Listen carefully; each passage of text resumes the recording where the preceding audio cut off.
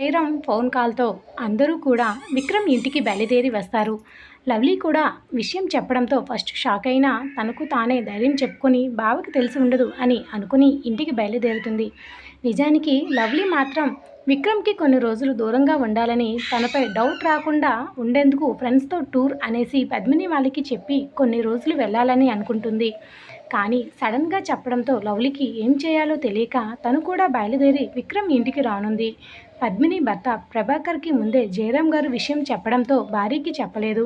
కానీ నిదానంగా ఆఫీస్కి వెళ్ళి చూసుకుని వస్తాననేసరికి అన్నయ్య అంత అర్జెంటుగా రమ్మంటే మీరేంటండి కంగారు ఏమీ లేకుండా తీరుబాటుగా వస్తానని అంటున్నారు అనేసి భర్త మీద గయ్యమని అరుస్తుంది పద్మిని. చూడు పద్మిని, మీ అన్నయ్య గురించి నాకు తెలుసు, నేను వస్తాను, ఇప్పటికే ఆఫీస్కి వెళ్ళి చాలా రోజులైంది, అలా వదిలేయలేను కదా అని చెప్పి నేరుగా అక్కడి నుండి ఇంటికి వచ్చేస్తాలే అని చెప్పి ఆఫీస్కి బయలుదేరి వెళ్ళిపోతాడు ప్రభాకర్. ఏంటో నేనే హడావిడి పడుతున్నా, వీళ్ళకి ఏ టెన్షన్ లేదు అనేసి పద్మిని గునుక్కుంటూనే మధ్య మధ్యలో లవ్లీకి ఫోన్ చేస్తూ త్వరగా రమ్మని చెప్తూనే ఇంటికి చేరుకుంటుంది. ఉదయం లేవగానే మహాలక్ష్మి హడావిడి పడుతూ ఉంది. రాత్రి జయరాం గారు చెప్పడంతో కావలసిన ఏర్పాట్లన్నీ లేచి నుండి పని వాళ్ళతో చేపిస్తూనే ఉంది. మరొక పక్క విక్రమ్ కూడా ఫోన్ కాల్లో బిజీగా ఉంటే ఎప్పటిలాగే సీతను స్నానం చేయించడానికి మహాలక్ష్మి గారైతే విక్రమ్ గదికి వస్తారు.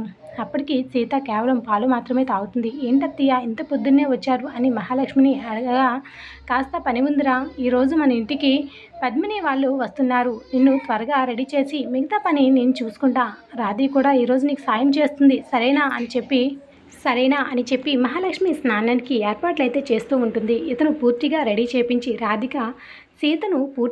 చేపించి రాధిక సీతకి జడ వేయమని చెప్పి ఈరోజు ఎప్పట్లా మ్యాక్సీలు వేయకుండా సీతకి నిదానంగా మెత్తగా ఉండేటువంటి చీర కడుతుంది మహాలక్ష్మి. రాధి, నువ్వు వదినికి జడ వేసిన తర్వాత అన్నీకి చెప్పి తనని కిందకి తీసుకుని రమ్మన్నమ్మా, అందరూ కింద ఉంటారు కదా, మళ్ళీ విక్రమ్ గదిలోకి అందరూ వస్తే వాడికి కోపం వస్తుంది అని చెప్పి మహాలక్ష్మి గారైతే అక్కడి నుండి వెళ్ళిపోతుంది. ఏంటి రాధి ఇంత హడావిడి పడుతున్నారు అత్తయ్య, ఏంటి సడన్గా పిన్ని వాళ్ళు వస్తున్నారు అని సీత అనేసరికి, సరిగ్గా నాకు తెలియదు వదిన, మాధవ్ ఫోన్ చేసి నన్నే అడిగాడు, నాకు తెలిస్తే కదా తనకి చెప్పడానికి, అదే విషయం చెప్తే నేనేదో దాస్తున్నానని అంటున్నాడు, నాకు తెలిస్తే కదా చెప్పడానికి, అందుకే నాకు కోపం వచ్చి ఫోన్ పెట్టేసా అని రాధి అంటుంది. అయితే లవ్లీ కూడా వస్తుందా అని సీత అడుగుతుంది. అత్తయ్య, మామయ్య, లవ్లీ, అలాగే మాధవ్ గారు, అలాగే ఇంకెవరో వస్తున్నారంట, నాకు సరిగ్గా తెలియదు వాళ్ళ డీటెయిల్స్ అని అంటుంది రాధి.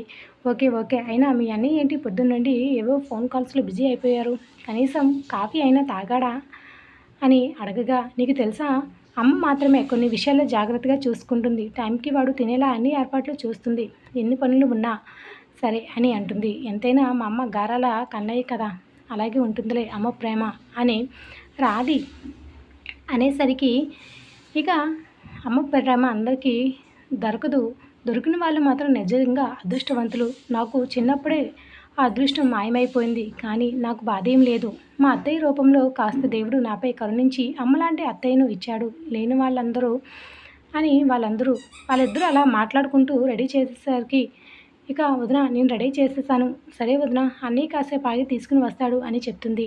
సరే నేను ఇవే ఫ్రెష్ అవుతాను, నేరుగా గదిలోకి వెళ్ళి చూడగా రాధికి ట్రెడిషనల్ డ్రెస్ దర్శనం ఇస్తుంది. అంతే షాక్, దాన్ని చూసి ఒక్కసారిగా షాక్ అయ్యి ఆ గది నుండి బయటకు వచ్చి అమ్మా అని గట్టిగా అరుస్తూ ఉంటే, మహాలక్ష్మి గారు ఏంటి అలా ఇల్లు టాప్ లేచిపోయేలా అరుస్తున్నావు, ఏమైంది అంటే, అమ్మ ఏంటి ఇప్పుడు ఈ లంగావోని, ఏంటి వాళ్ళు వస్తే కొత్తగా ఏమైనా వస్తున్నారా ఏంటి, మన అత్తయ్యే కదా, ఆ మాత్రం దానికి ఏంటి నీ హడావిడి అంటే, నేను చెప్పింది చెయ్యి లేదా మీ డాడీని పిలవమంటావా చెప్పు అని అంటే, లేదులే ఏదో చెప్తే దానికి తగ్గట్టు రెడీ అవుతాంగా అని రాధి కవర్ చేసుకుంటూ ఉంటుంది.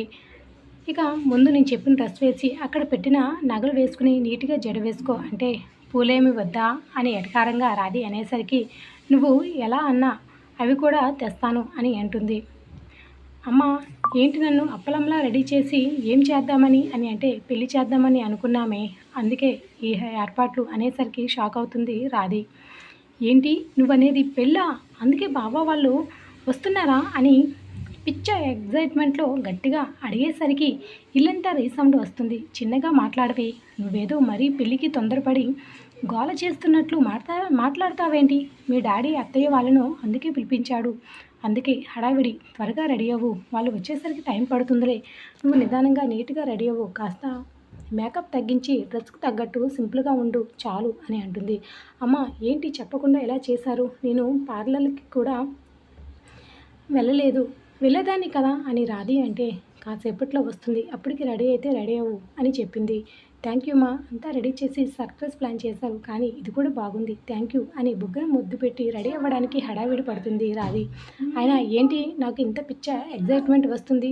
వచ్చేది నా బావతోనే కదా, నా బావే కదా, ఎంగేజ్మెంట్ పెళ్ళి అయినా సరే వచ్చేస్తుంది మామ, నాకు తెలుసులే అని చెప్పి అక్కడ నుండి రాధి వెళ్ళి వాళ్ళ అమ్మ పెట్టిన డ్రెస్ వైపు చూసి తన ఫేవరెట్ కలర్ అవడంతో ఇక హ్యాపీగా గదిలోకి వెళ్ళి స్నానం చేసి రెడీ అవ్వడంలో బిజీ అయిపోతుంది రాధి. అయితే మహాలక్ష్మి వాళ్ళైతే వచ్చిన వాళ్ళకు ఏ లోటు లేకుండా టిఫిన్ ఏర్పాట్లు అలాగే స్నాక్స్ అవి అన్నీ కూడా దగ్గరుండి చేపిస్తూ ఉంటారు. బిజినెస్ ఫైల్స్ అవి చెక్ చేసుకుంటూ నిమ్మకు నీరెత్తినట్లు ఇక ఏ టెన్షన్ లేకుండా చక్కగా ఆఫీస్ వర్క్ అయితే జయరాం గారు చూసుకుంటూ ఉంటారు.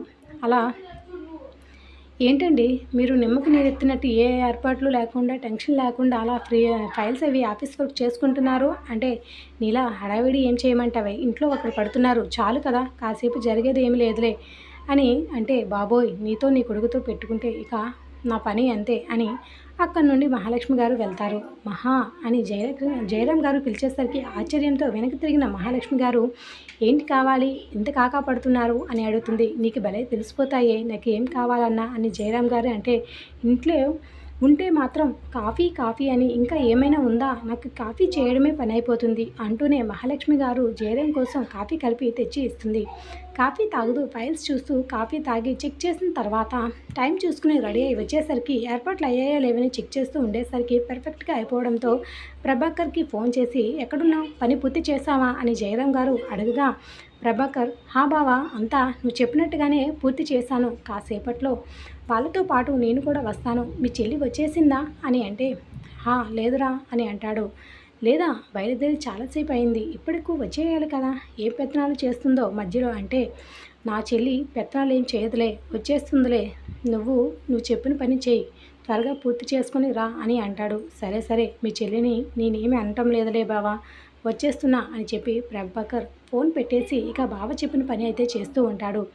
సీత రెడీ చేసి బెడ్ మీద కూర్చోబెట్టిన తర్వాత విక్రమ్ని చూస్తూ ఉంటుంది. ఫోన్ మాట్లాడుతున్న విక్రమ్ సీత తన వైపు చూస్తూ ఉండడం చూసి కాసేపట్లో ఫోన్ కట్ చేసి దగ్గరికి వెళ్ళి, ఏమైంది, ఎందుకలా చూస్తున్నావు, ఏమైనా కావాలా అని నిదానంగా అడిగేసరికి ఏమీ వద్దు అని తల అడ్డంగా ఊపుతూ ఉంటుంది. సరే నేను రెడీ అయ్యి వస్తాను, తర్వాత నేను తీసుకుని వెళ్తాను అంటే విక్రమ్ చేయి పట్టుకుంటుంది. ఏం కావాలి అని దగ్గరకు వెళ్ళి అడిగేసరికి తనని 2 చేతుల్లో మొహం తీసుకుని నుదురు మీద ముద్దు పెట్టి, ఐఎమ్ సారీ, నువ్వు చెప్పిన మాట నేను తప్పలేదు, నీకు ఫోన్ ఆ రోజు చాలాసార్లు చేశాను, నువ్వు బిజీగా ఉండి ఫోన్ లిఫ్ట్ చేయలేదు, అందుకే, అది కాక యశ్వంత్ అన్నయ్యే కదా అనేసి నా తప్పు లేదు అనేసి కన్నీళ్ళు పెట్టుకుంటుంది. ఇప్పుడు నేనేమన్నా అన్నానా, ఈ కన్నీళ్ళు, నాకు ఏడుపు నచ్చదు, తెలిసి కూడా పదే పదే ఏడుస్తావు అని విక్రమ్ విసుక్కుంటాడు. నేను ఏడవటం లేదు, చెప్తున్నా నా తప్పు లేదు అంటే, నీ తప్పు ఉందని నేను చెప్పడం లేదు కదా, అప్పుడు మీటింగ్ ఉండి నీ ఫోన్ కాల్ అటెండ్ చేయలేదు, ఏం కాదు, ఈసారి మరింత జాగ్రత్తగా ఉండు, నాకు టెన్షన్ తగ్గుతుంది అని అంటే, సరే అని టైం అవుతుంది 2 మినిట్స్ ఉండరా, ఫ్రెష్ అయ్యి వస్తాను అని చెప్పి నుదుటిన ముద్దు పెట్టి, టాబ్లెట్స్ అవి వేసుకున్నావు కదా, టిఫిన్ తిన్నావా అని అడుగుతాడు. వేసుకున్న, అత్తమ్మ ఇచ్చి వెళ్ళారు, మీరు వస్తే ఇద్దరం కలిసి తిందాము అని సీత అంటుంది. లేదు నేను బయట వాళ్ళతో తింటాను, నువ్వు తిను, నేను రెడీ అవుతాను అని చెప్పి విక్రమ్ రెడీ అవ్వడానికి వెళ్తే సీత అయితే నిదానంగా తింటూ ఉంటుంది. పద్మగారు ఇక వచ్చేయడంతో హడావిడి మరింత పడిపోతూ ఉంటుంది. ఏంటన్నయ్య ఎంత హడావిడిగా పిలిచావు ఏంటి అంటే, ఏమీ లేదురా, ఇంట్లో నిశ్చితార్థం చేస్తున్నా అనేసరికి ఒక్కసారిగా షాక్ అవుతుంది. అదేంటన్నయ్య, నా కొడుకుతో అన్నావు, మళ్ళీ ఇప్పుడేంటి కొడలికి కూర వేరే వాళ్ళతో ఖాయం పెట్టుకున్నావా అని గట్టిగా అడుగుతుంది. దాంతో వేరే వాళ్ళతో చేయడం లేదు పద్మిని అని నెత్తి మీద ఒక ముట్టి పూర్తిగా విను, తర్వాత ఏదైనా నన్ను అడుగు, మాధవ్కి అలాగే రాధికే ఎంగేజ్మెంట్ అనేసరికి, ఈసారి ఈ విషయం నాకు చెప్పనే లేదు, చూడు ఏ డ్రెస్లో వచ్చాను, పట్టు చీర కట్టుకోలేదు అన్నయ్య అని తెగ బాధపడిపోతూ హడావిడి పడిపోతూ ఉంటుంది. చెల్లి హడావిడి తన బాధ చూసి జయరాం గారికి నవ్వు వస్తూ ఉంటుంది. ఏంటి అన్నయ్య ఇలా చేసావు, ముందే చెప్పుంటే మంచి చీర కట్టుకుని నగలు పెట్టుకుని వచ్చేదాన్ని కదా, హడావిడిగా చెప్పేసరికి ఏంటో ఇలా వచ్చేసాను, ఇప్పుడేం చేయాలన్నయ్య, నా కొడుకు ఎంగేజ్మెంట్కి ఇలానా నేను ఉండేది అని అంటాడు. నాకు తెలుసురా నీ సంగతి. నీకోసం నేను వేరేగా తెప్పించాను. వెళ్ళు వదిన ఇస్తుంది. మీరు రెడీ అవ్వండి. చాలా టైం ఉంది కదా అని అంటాడు. సరే అన్నయ్య కానీ ఈ విషయం ఆయనకి చెప్పావా అని పద్మిని అడుగ్గా మీ ఆయనకి ముందే అన్నీ తెలుసు. కానీ ఏర్పాట్లు చూడడానికే తను నీకేం చెప్పి బయటకు వెళ్ళాడో నాకు తెలియదు. కానీ నేను తన ఏర్పాట్లు చూస్తున్నా. మాధవ్ కూడా తెలియదు. తనకు కూడా సర్ప్రైజ్ నేను చేయడం కాదు అనేసరికి అవునా ఆయనకి తెలుసా అని షాక్ అవుతుంది. పద్మిని తెలుసుకురా నువ్వు వెళ్ళి మీ వదినకి హెల్ప్ చేసి త్వరగా రెడీ అవ్వండి. తను కూడా నీకోసం జ్యువెలరీ అవి చీరలు తీసుకుంది. అందులో నీకు నచ్చింది కట్టుకోమా అని జయరాం గారు చెప్పేసరికి ఇప్పుడే వస్తాను ఆయన పని మీద ఇంటికి వెళ్ళారు అని మనసులో అనుకుని చెప్తా ఇంటికి వెళ్ళాక ఆయన పని అని మనసులో అనుకుని మహాలక్ష్మి గారి దగ్గరికి వెళ్తుంది. అప్పటికి మహాలక్ష్మి గారు కూడా అన్ని పనులు చేసి పెట్టడంతో పద్మిని వచ్చేసరికి ఇంత తీరుబాటుగా వచ్చేది అని చిరునవ్వుతో అడుగుతారు మహాలక్ష్మి గారు. వదిన నువ్వైనా కనీసం ఒక్క మాట అయినా చెప్పలేదేమి అని అడుగుతుంది పద్మిని. ఎక్కడ్రా మీ అన్నయ్య నాకు రాత్రే చెప్పాడు. నీకు చెప్పకుండా ఉంటాడా అనేసి నేను పెద్దగా ఫోన్ చేయలేదు. అది కాకపోతే లేచిన నుండి పని ఎక్కువైపోయింది. అందుకే చెప్పే టైం లేదు. ఎందుకు నీకు తెలియదా అంటే లేదు వదిన ఇప్పుడే చెప్పాడు అన్నయ్య అని పద్మిని అంటుంది. అవునా అందుకే మీ అన్నయ్య ముందుగానే ప్లాన్ చేసి ఉన్నట్టున్నాడే. అందుకే ఇక్కడ మా చెల్లి వచ్చి రెడీ అవుతుంది. నాకు తనకు నచ్చిన చీర తీసుకోమని చెప్పాడు అంటుంది. ఇక మహాలక్ష్మి అయితే తర్వాత ఏం జరగనుంది మరి విక్రమ్ చెప్పినట్టుగా లవ్లీ మాట వింటుందా? తన ఎంగేజ్మెంట్ అయితే జరుగుతుందా? లవ్లీని చేసుకునే వారు ఎవరు? వచ్చే ఎపిసోడ్ మిస్ కాకండి. ఇద్దరు episode like the video. Thanks for listening.